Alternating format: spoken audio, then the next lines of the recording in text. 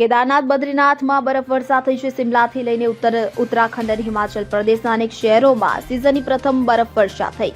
પહાડી વિસ્તારોમાં સફેદ ચાદર છવાઈ છે તો સડકથી લઈ વૃક્ષો, ઘર, મકાન તમામ જગ્યા બરફથી ઢંકાઈ ગઈ હોવાને કારણે મનમોહક દ્રશ્ય લાગી રહ્યું છે. કેદારનાથમાં બરફવર્ષાની પ્રથમ તસવીર સામે આવે છે, જેમાં કેદારનાથ મંદિર પૂરી રીતે બરફની ચાદરથી ઢંકાઈ ગયું છે.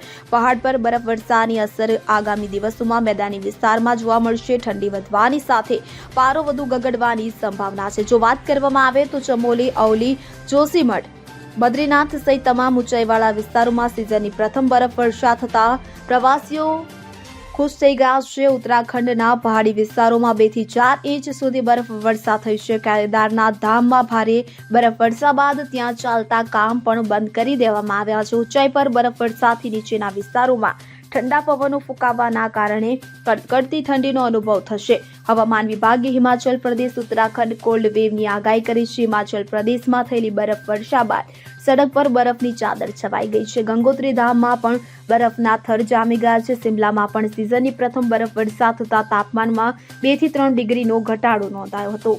Bureau report CN24 news. હવે જુઓ દેશ દુનિયાની તમામ ખબરો તમારી આંગળીના ટેરવે. ઉઠાવો મોબાઈલ અને Google Play Store પરથી ડાઉનલોડ કરો અમારી CN24 ન્યૂઝ મોબાઈલ એપ.